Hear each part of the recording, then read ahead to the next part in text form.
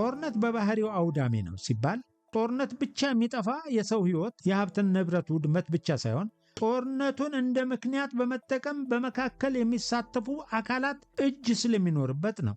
ሌብነት፣ ዘረፋ፣ ማጭበርበር በጦርነት ጊዜ በስፋት የሚታዩ ሁነቶች ናቸው። በዚህ ጦርነት በውጊያ ብቻ በርካታ የሰው ሕይወት ጠፍቷል። ለመገመት የሚከብድ ሀብትና ንብረት ወድሟል። ነገር ግን ጥይት ወይንም ቦምብ ካጠፋው ያልተናነሰ በጦርነቱ የነበረው ዘረፋና ስርቆት በርካቶችን ድሃ በርካቶችን ደግሞ ሀብታም አድርጓል። በጦርነት ወቅት አንዱ ዕድሜ ልኩን ጥሮ ግሮ ያፈራው ሀብቱ ይወድምበታል። በላብና በጉልበቱ ባፈራው ሀብቱ የተቀማጠለ ኑሮ ይኖር የነበረ የናጠጠ ሀብታም በአንድ ቀን የሚልሰው የሚቀምሰው ያጣ የነጣ ድሃ ይሆናል። በሌላ በኩል ይልሰው ይቀምሰው ያልነበረው ድሃ የተቀማጠለ ኑሮ የሚኖር ሀብታም ሊሆን ይችላል። ጦርነት በአንድ ቀን ድሃን ሀብታምንም ደግሞ መናጤ ድሃ የሚያደርግ በሰው ነፍስ ማስያዣነት የሚከናወን ተግባር ነው።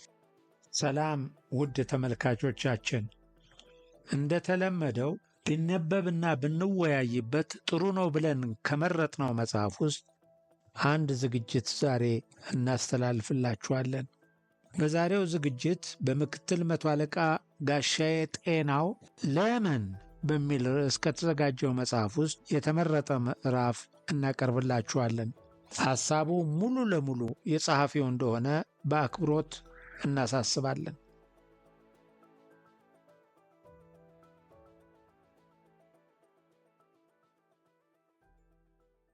ትግራይ የነበረው ሰራዊት ዝርዝር በክፍለ ጦሮች ሜካናይዝድ ክፍለ ጦሮች 5ኛ ሜካናይዝድ ክፍለ ጦር ሰሜን ዕዝ፣ 6ኛ ሜካናይዝድ ክፍለ ጦር ምስራቅ ዕዝ፣ 7ኛ ሜካናይዝድ ክፍለ ጦር ሰሜን ዕዝ፣ 8ኛ ሜካናይዝድ ክፍለ ጦር ሰሜን ዕዝ ሲሆኑ እግረኛ ክፍለ ጦሮች ደግሞ 11ኛ ክፍለ ጦር ደቡብ ዕዝ፣ 12ኛ ክፍለ ጦር ምዕራብ ዕዝ፣ 13ኛ ክፍለ ጦር ምስራቅ ዕዝ፣ 21ኛ ክፍለ ጦር ደቡብ ዕዝ፣ 23ኛ ክፍለ ጦር ሰሜን ዕዝ፣ 24ኛ ክፍለ ጦር ምዕራብ ዕዝ፣ 25ኛ ክፍለ ጦር ምስራቅ ዕዝ፣ 31ኛ ክፍለ ጦር ሰሜን ዕዝ፣ 32ኛ ክፍለ ጦር ደቡብ ዕዝ፣ 33ኛ ክፍለ ጦር ሰሜን ዕዝ፣ 51ኛ ክፍለ ጦር ሰሜን ዕዝ ናቸው።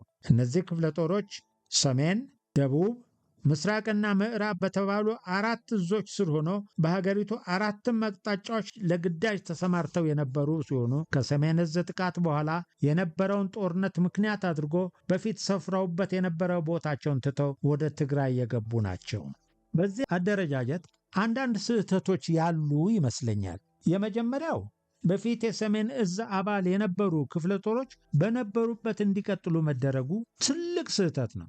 ለምሳሌ በአደረጃጀቱ የኛ ክፍለ ጦር ቀድሞ የነበረው 20ኛ ክፍለ ጦር የሚለው ስሙ ወደ 51ኛ ክፍለ ጦር መቀየርን ነበር እንደ ዋና ስራ ተብሎ የተሰራ። ነገር ግን የስም ቅያሬን ያክል ጥቅም አለው ብዬ አላምንም።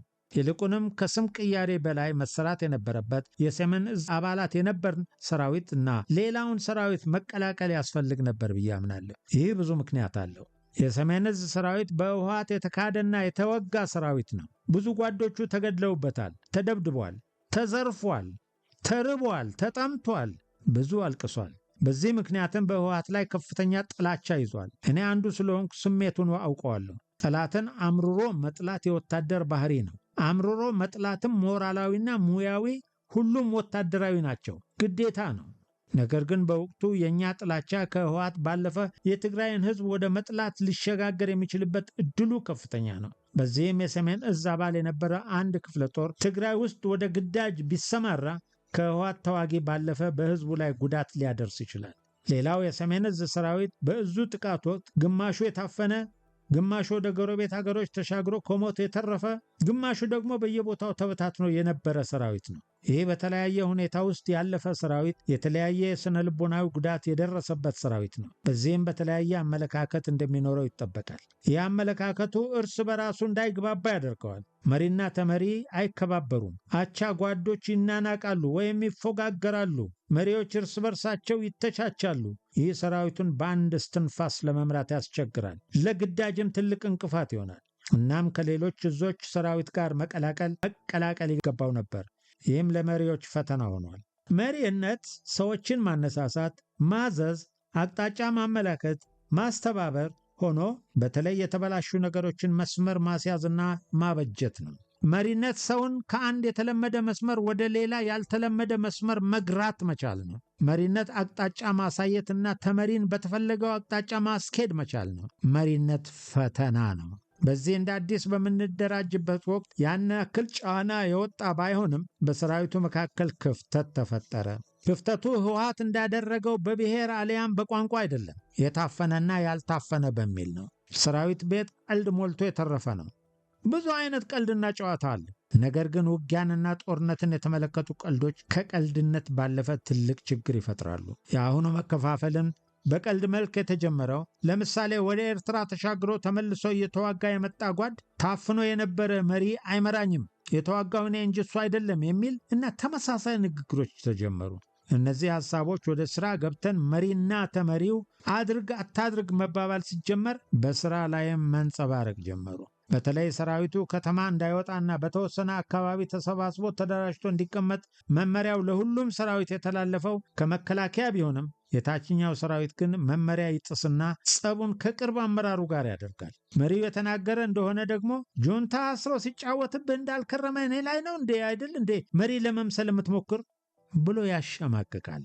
በዚህ ወቅት እንደ ወታደራዊ መሪዎች የተፈተነ የለም። ህወሓት ካደረሰባቸው የአካልና የሥነ ልቦና ጠባሳ ባልተናነሰ የሚመሩት ሰራዊት የሚያደርስባቸው ተጽዕኖ ከባድ ነው። ለወታደራዊ መሪዎች እንዲህ አይነት ፈተና ከጦርነት በእጅጉ ይከፋል። የወታደር የመጀመሪያ መለኪያው ለአለቃው መታዘዝ መቻል ነው። ይሄ ደግሞ አሰራር ነው።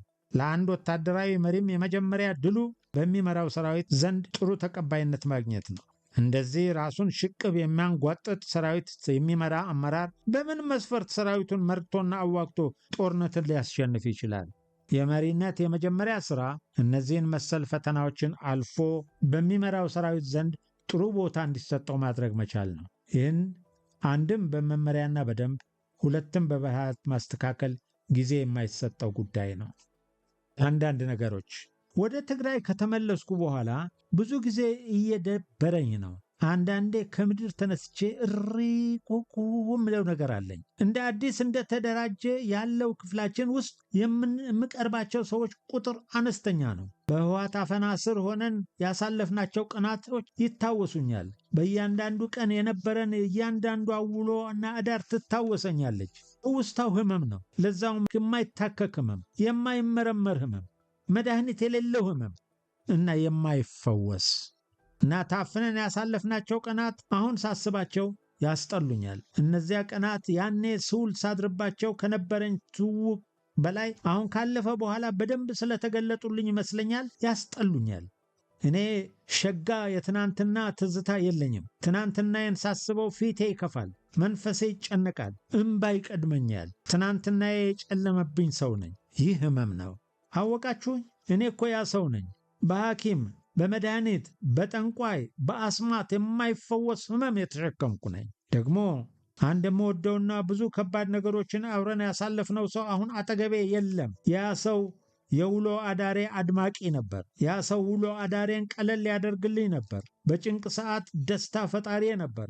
አሁን ደስታዬን ይዞት ሄዷል። ውሎ አዳሬም አሰልቺ ሆኖብኛል። ቴዎድሮስ ደረሰ ቴዲ የበረሃ ጓዴ ነበር። ግን እሱን የበረሃ ጓድ የትግል አጋር ብሎ መጥራት የሚያሳንሰው መስሎ ይሰማኛል። በእርግጥ የበረሃ ጓድም ሆነ የትግል አጋር ሕይወቱን አሳልፎ የሰጠኝ ሰው ነው። ቴዲ ግን ሕይወቱን ሊሰጠኝ ጓዴ ሆኖ በአንድ ምሽግ አብሮኝ የተቀመጠ ብቻ ሳይሆን እያንዳንዷን የሕይወት እንቅስቃሴ ደስተኛ ሆኜባት እንድታልፍ የሚያደርግ የሕይወት ቅመም ነበር። ለዛውም በአጭር ጊዜ ትውውቃችን የአብሮ አደጎች ያክል የምንተዋወቅ፣ የአብሮ አደጎች ያክል የምንቀራረብ፣ ወንድም የሚለው ስም እንኳን የሚያንስበት ሰው ነበር። ቴዲ እጅግ ከባድ የነበረውን የአፈና ጊዜን ቀለል ያደረገልኝ ደስታ ፈጣሪ ጓዴ ነበር። በሱ ከባዱ ነገር ቀሎልኛል። በሱ ረዥም የነበረው የአፈና ጊዜ የአንድ ቀን ያክል አጥሮልኛል። ከሱ ጋር መሆን ቀንን ማሳጠር ነው። ከሱ ጋር ሆኜ 2-3 ቀን ሳልበላ ብቆይም አራበኝም ነበር። ከሱ ጋር ሆኜ ለቀናት ከባድ ጉዞ ተጉዤ አልደከመኝም። ከሱ ጋር ሆኜ ደም አምባ የሚያስነባ መከራ ገጥሞኝ ቅንጣት ታክል እንኳን ፊት ያልጨፈገም። ከሱ ጋር ሆኜ መዓት አሳዛኝ ነገርና መከራ ያሳለፍኩ ቢሆንም አንድም ቀን እምባዬ አልፈሰሰም። እሱ ደስታ ነው።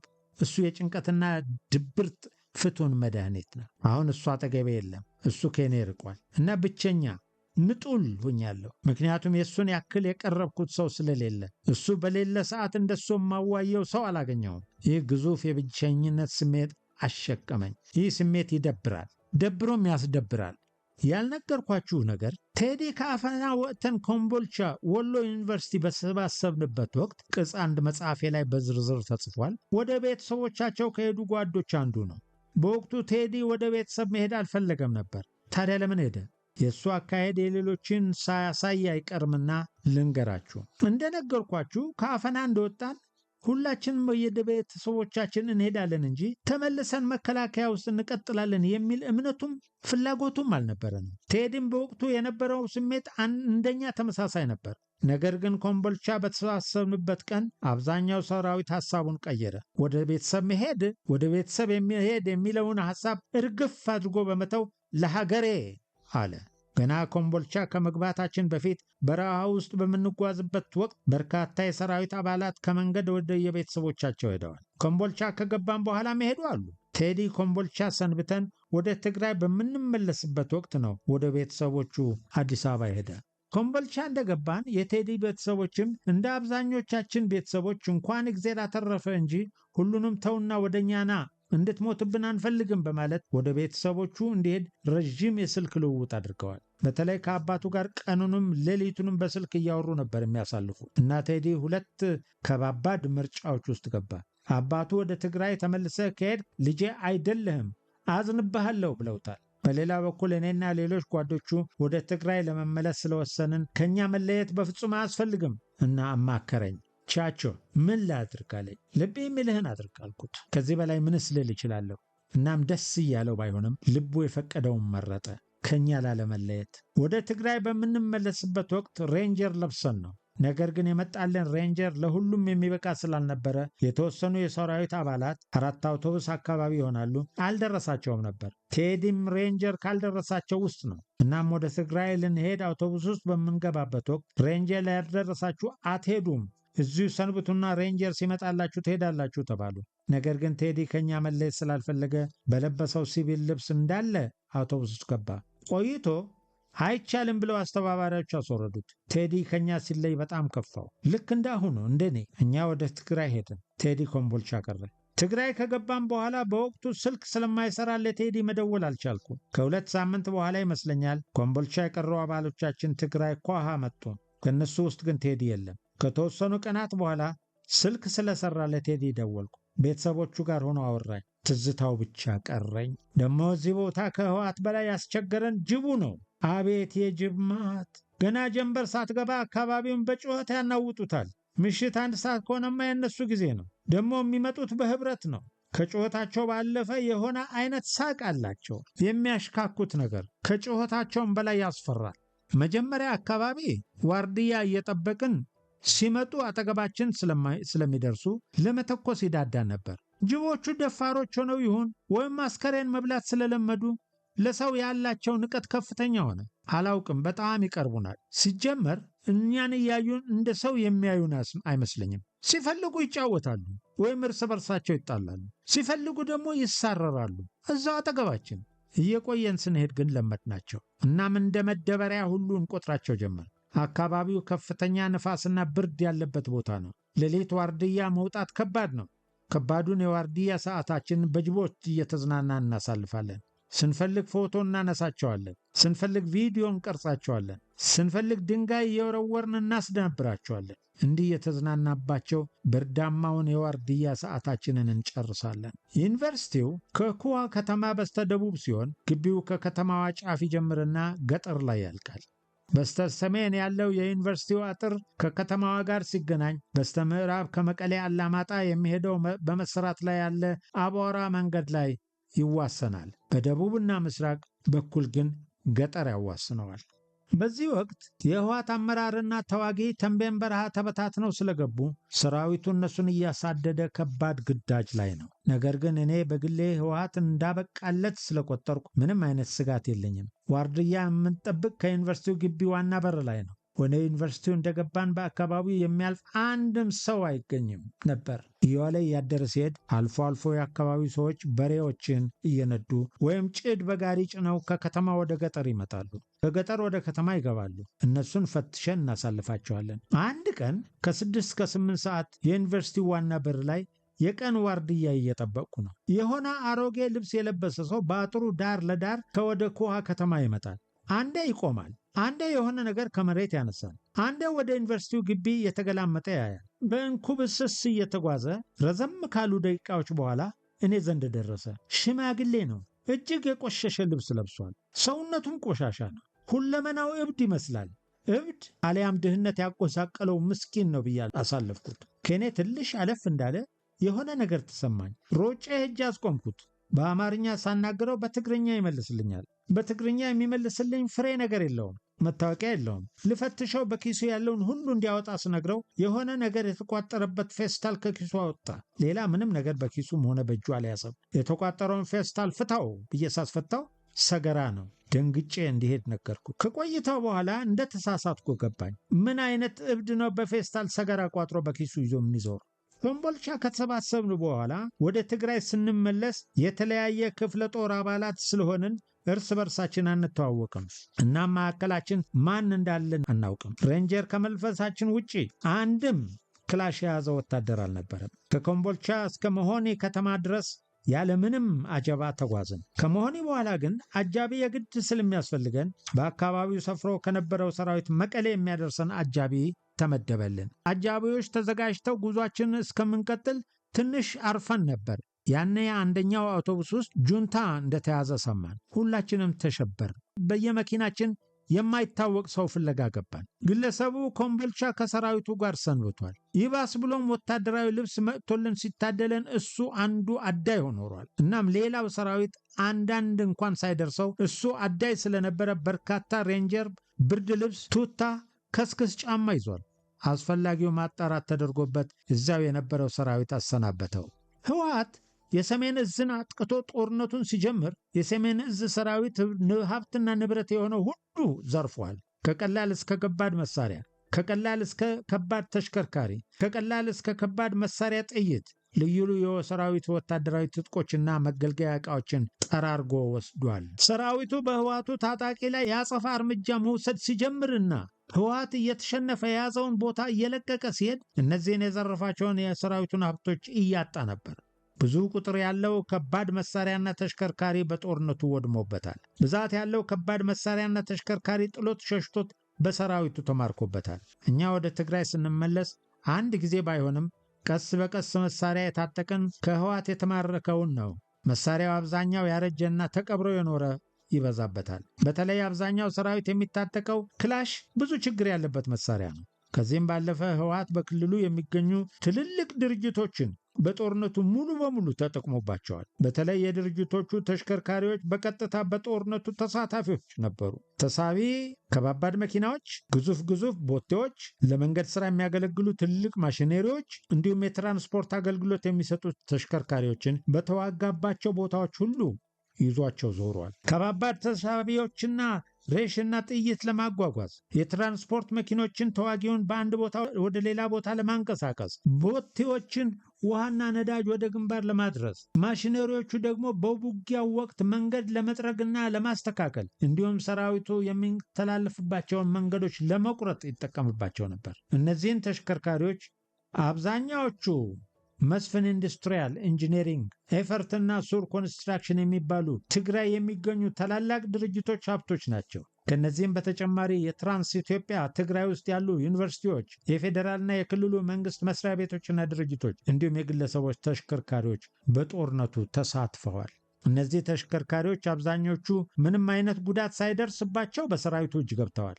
የተሽከርካሪዎች አገኛኘት የተለያየ ነው። ብዙ ህወሓት እግሬ አውጭኝ ብሎ ወደ ባህር ሲፈረጥጥ ይዞት ይንቀሳቀስ የነበረውን ተሽከርካሪ በሙሉ ጥሎት ሲሄድ የተገኘ ነው። የህወሓት ከፍተኛ አመራሮች የሆኑ V8 V8 ማለት ነው መኪኖችን ጨምሮ አብዛኞቹን ተሽከርካሪዎች ከነጫኑት ቁሳቁስ ወደ ተንቤን በረሃ እየገቡ እያለ መኪና ማስገባት የማይችል ጅራ የሚባል በረሃ ቦታ ላይ እንደተሰለፉ ጥለዋቸው ሮጠዋል። ሌሎች መኪኖች ደግሞ በውጊያው ላይ እዚህም እዚያም ተንጠባጥበው ተገኝተዋል። ከዚህ በተጨማሪ በተለያዩ ቦታዎች አፈር እየለበሱ የቀበሯቸውና በየጫካው የደበቋቸው ትልልቅ መኪኖች ሰራዊቱ አስሶ አግኝቷቸዋል። እነዚህ መኪኖች ከትግራይ ወደ መሃል አገር የወጡት በሰልፍ ነው።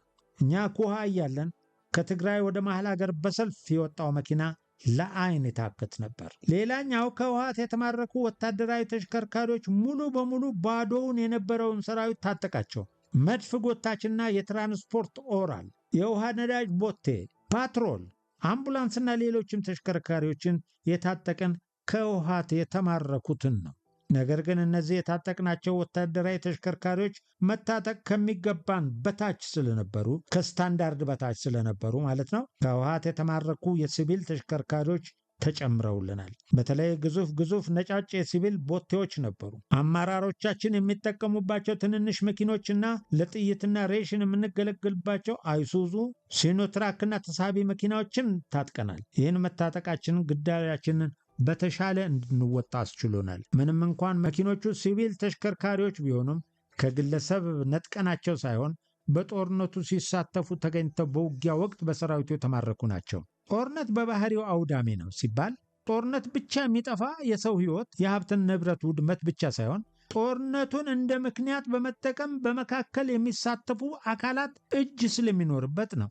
ሌብነት፣ ዘረፋ፣ ማጭበርበር በጦርነት ጊዜ በስፋት የሚታዩ ሁነቶች ናቸው። በዚህ ጦርነት በውጊያ ብቻ በርካታ የሰው ሕይወት ጠፍቷል። ለመገመት የሚከብድ ሀብትና ንብረት ወድሟል። ነገር ግን ጥይት ወይንም ቦምብ ካጠፋው ያልተናነሰ በጦርነቱ የነበረው ዘረፋና ስርቆት በርካቶችን ድሃ፣ በርካቶችን ደግሞ ሀብታም አድርጓል። በጦርነት ወቅት አንዱ ዕድሜ ልኩን ጥሮ ግሮ ያፈራው ሀብቱ ይወድምበታል። በላብና በጉልበቱ ባፈራው ሀብቱ የተቀማጠለ ኑሮ ይኖር የነበረ የናጠጠ ሀብታም በአንድ ቀን የሚልሰው የሚቀምሰው ያጣ የነጣ ድሃ ይሆናል። በሌላ በኩል ይልሰው ይቀምሰው ያልነበረው ድሃ የተቀማጠለ ኑሮ የሚኖር ሀብታም ሊሆን ይችላል። ጦርነት በአንድ ቀን ድሃን ሀብታምንም ደግሞ መናጤ ድሃ የሚያደርግ በሰው ነፍስ ማስያዣነት የሚከናወን ተግባር ነው።